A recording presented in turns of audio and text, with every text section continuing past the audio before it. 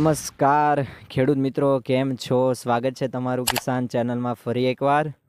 તો મિત્રો, આજનો ટોપિક જે છે આપણો રીંગણ વિશેનો છે.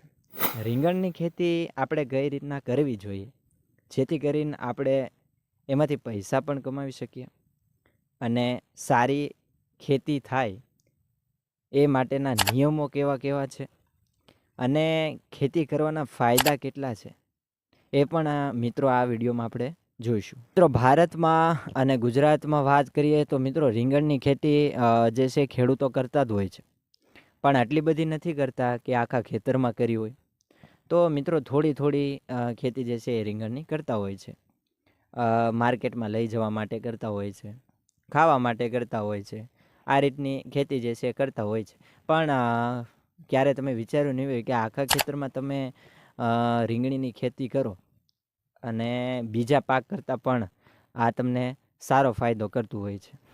તો આપણે 1 હેક્ટરમાં રીંગણીનું વાવેતર કઈ રીતના કરી શકીએ તે વિશેની માહિતી જે છે આપણે આ વિડીયોમાં મેળવવાની છે. રીંગણની ખેતી કરવા માટે જમીન કઈ રીતની જોઈએ તો આપણે જમીનની વાત કરીએ તો નિતરાળ જે જમીન છે કે પાણી અંદર સરળતાથી નીતરી જતું હોય જમીનમાં, પછી ગોરાડું જમીન, સેન્દ્રિય તત્વોથી ભરપૂર હોવી જોઈએ જમીન. ત્યારબાદ વાત કરીએ મધ્યકાળી જમીન. તો મિત્રો, આ જમીન જે છે આ પ્રકારની જમીન તમારા ખેતરમાં હશે તો મિત્રો તમે રીંગણની ખેતી કરવા માટે લાયક છો. ખેડની વાત કરીએ તો મિત્રો 15થી 20 સેન્ટીમીટર ઊંડું, 15થી 20 સેન્ટીમીટર ઊંડાઈ તમારે ખેડ કરવાની છે. ત્યારબાદ જમીનને જે છે મારે સમતળ કરી નાખવાની છે.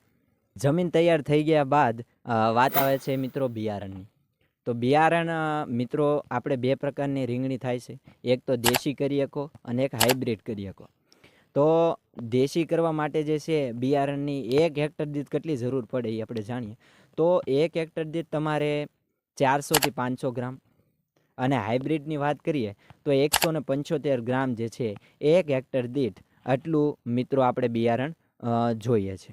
બિયારણનું વાવેતર જે છે એ આપણે કઈ રીતનું કરવું જોઈએ તો એના વિશેની વાત કરીએ તો સૌપ્રથમ તો તમારે 1 ગુઠા જેટલી જમીન લેવાની છે, એટલે કે 1000 ચોરસ ફૂટની જમીન તૈયાર કરવાની છે.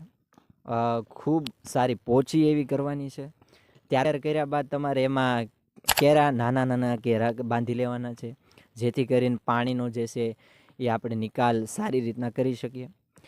ત્યારબાદ બીની વાત કરીએ તો એ કેટલી ઊંડાઈ છોપવાનું છે તો 2.5 સેમી જેટલું જે છે એ ઊંડાઈએ તમારે આ બીજનું રોપાણ કરવાનું છે. ત્યારબાદ પ્રથમ પાણની વાત આવે તો એ તમારે ઝારા વડે પાવાનું છે, નહીં કે પાણી એમનું છૂટું મૂકી દેવાનું નથી, પણ ઝારા વડે તમારે પ્રથમ પાણ પાવાનું રહેશે. ત્યારબાદ વાત કરીએ તો હવે ચોમાસું અને શિયાળાની વાત કરીએ તો ત્યારે તડકો ખૂબ ઓછો હોય છે. તો તમે જ્યાં વાવણી કરી છે ત્યાં ઉપર જે છે નાળિયેરીના પાન અથવા તો ખજૂરીના પાન જે છે એ ઉપર ઢાંકી શકો. આ તમારી પાસે અવેલેબલ ન હોય તો તમે નેટનો ઉપયોગ કરી શકો. નેટનો ઉપયોગ કઈ રીતના કરશો તો જમીનથી 6થી 9 ફૂટ ઊંચાઈએ તમારે જે છે નેટને ઢાંકવાની રહેશે અને આ રોપ ઉગે નહીં ક્યાં સુધી આ પ્રક્રિયા તમારે ચાલુ રાખવાની છે. અને ઉનાળાની મિત્રો વાત કરીએ તો ઉનાળામાં તડકો બહુ ઝાઝો પડતો હોય છે, તો એના માટે જે છે આપણે એક પ્લાસ્ટિક શીટ આવતી હોય છે, પારદર્શક પ્લાસ્ટિક શીટ આવે છે, તો એનો ઉપયોગ કરી અને તમે ઢાંકી શકો. અને એ 15થી 20 દિવસ સુધી મિત્રો પ્લાસ્ટિક શીટ જે છે એ ઢાંકીને રાખવાની છે. ત્યારબાદ તમે એને લઈ લો તો પણ ચાલે.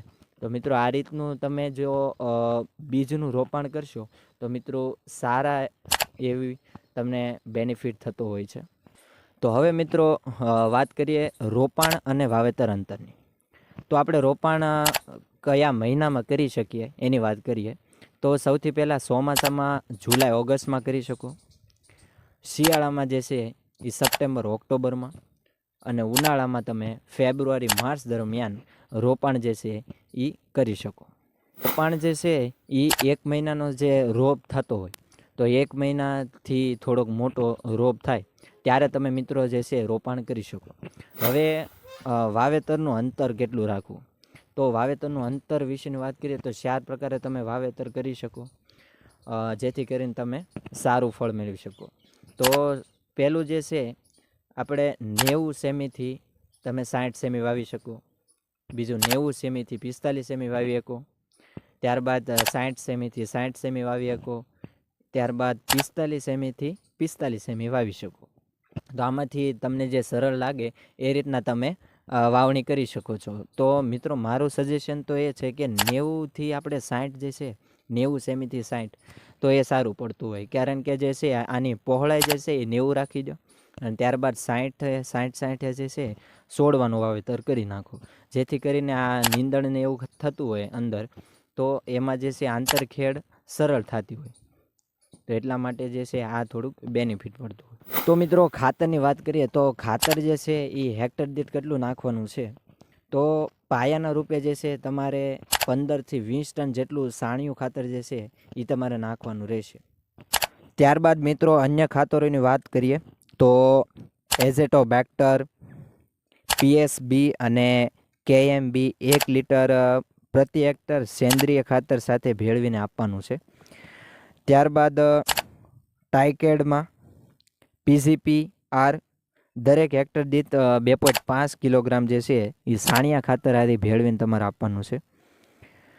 તો મિત્રો પાયાના જ્યારે રીંગણી થઈ જતી હોય તો પાયાના રૂપે તમે કયું ખાતર ઉપયોગ કરી શકો, તો સ્યુડોમોનાસ જે છે એ 2 કિલોગ્રામ પ્રતિ હેક્ટર તમે નાખી શકો છો. મિત્રો આ તે ખાતરની વાત. તો ખાતર જે છે તમે આ રીતના જે છે દઈ શકો છો. ત્યારબાદ વાત કરીએ મિત્રો પિયતની. તો પાણી કયા કયા પ્રકારે આપવાનું છે. સૌથી પહેલાં તો તમે જ્યારે રોપાણ કરો છો ત્યારે ટવાના રૂપે આપવાનું છે. એ પાણ પાયા બાદ તમારે 4 દિવસ પછી પાછું એક પાણ પાવાનું છે.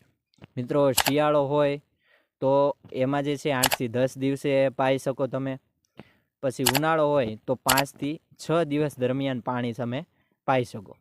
મિત્રો આપણને એવું થતું હોય કે સાલો પાક જે છે એ સુકાઈ ગયો તો આપણે પાણી તરત ચડાવી દેતા હોય, પણ મિત્રો એવું નથી. આપણે પાણીનો જે છે એને થોડીક તાણ પડવા દેવી પડે, જેથી કરીને જે છે એ ગ્રોથ કરે. અંદર ભીનું જ હોય છે પણ છતાંય મિત્રો જે છે તમે 1 દિવસે ને 2 દિવસે પાતા રહ્યો છો, પણ એવું કરવાનું નથી. જો એવા સંજોગો બને તો પાઈ શકાય છે, પણ નિયમ એવો જ છે કે આપણે શિયાળો હોય તો 8થી 10 દિવસે પાવું જોઈએ અને ઉનાળો હોય તો 5થી 6 દિવસે પાવો તો પણ મિત્રો તમે તો પણ હાલતું હોય છે. તો આપણે એવું નથી કરવાનું કે 1 દિવસે ને 2 દિવસે પાવાનું છે. નિયમ અનુસાર પાશું તો મિત્રો એને પાણી અનુકૂળ મળી જ રહે છે, પણ આપણને એવું લાગતું હોય કે પાણી એને નથી મળતું, પણ પાણી મળી જ રહેતું હોય છે. તો આ નિયમ ખાસ જે છે ધ્યાનમાં રાખવાનું છે. પછી મિત્રો જમીન જે છે તમારો જમીનનો પ્રકાર જે હોય એ પ્રમાણે તમારે પાણીનો નિકાલ કરવાનો છે. પાણી નીતરતું હોય તો કઈ રીતના કરવાનું એ બધું તમારે ધ્યાનમાં રાખવાનું. જમીન હોય એ પ્રમાણે જે છે તમારે પિયત કરવાની છે. હવે મિત્રો વાત કરીએ નીંદણના નિયંત્રણ માટેની પ્રક્રિયા. તો આપણે એમાં તો કશું બહુ કરવાનું નથી કે વાવણી કર્યા બાદ જે છે એ તમારે 4થી 5 વાર જે છે તમારે આંતરખેડ કરી નાખવાની છે. ત્યારબાદ મજૂર વડે જે છે એ તમે જે છે નીંદણ દૂર કરી શકો છો. ત્યારબાદ મિત્રો વાત કરીએ પાક સંરક્ષણની. તો પાક સંરક્ષણમાં જે છે ઘણી બધી જીવાતો જે છે એ મોલમાં આવતી હોય છે. તો એને દૂર કરવા માટે જે છે આપણે દવાઓ લાવતા હોઈએ છીએ, દવાનો છંટકાવ કરતા હોઈએ છીએ, પણ એક દેશી નુસ્ખો પણ આપણી પાસે છે જેનો ઉપયોગ કરી તમે આ જે છે જીવાતોને દૂર ભગાવી શકો. તો મિત્રો એ જે છે એ આપણે લીંબોળી હોય તો લીમડાની લીંબોળીનો અર્ક બનાવવામાં આવે છે. જે તમને બનાવતા શીખવું હોય તો મેં એક વિડીયો બનાવેલો છે, ત્યાં જઈ તમે જોઈ શકો છો. તો એ લીંબોળીનો અર્ક જે છે એ તમે બનાવી અને એનો છંટકાવ કરી અને જીવાતો ઉપર નિયંત્રણ રાખી શકો છો મિત્રો. ત્યારબાદ મિત્રો પાકમાં જે છે ઈયળ આવી જતી હોય છે, તો એના માટે પણ જે છે સેમ આ દવાનો ઉપયોગ કરી અને ઈયળને પણ તમે દૂર કરી શકો છો. મિત્રો આ પાકમાં અન્ય રોગોની વાત કરીએ તો પાનની સંખ્યામાં વધારો થતો હોય, પાન ગુચ્છા થઈ જતા હોય કે ફૂલ ન બેસતા હોય, તો તો મિત્રો આના નિયંત્રણ માટે જે છે ને તમારે રોગિષ્ટ છોડ હોય ને એને ઉપાડીને એનો નાશ કરવાનો છે. ત્યારબાદ મિત્રો વીણની વાત કરીએ તો આમાં પ્રથમ વીણ જે છે 60 થી 70 દિવસે આવે છે. કુલ વીણની વાત કરીએ તો 20 થી 22 વીણ આવતી હોય છે.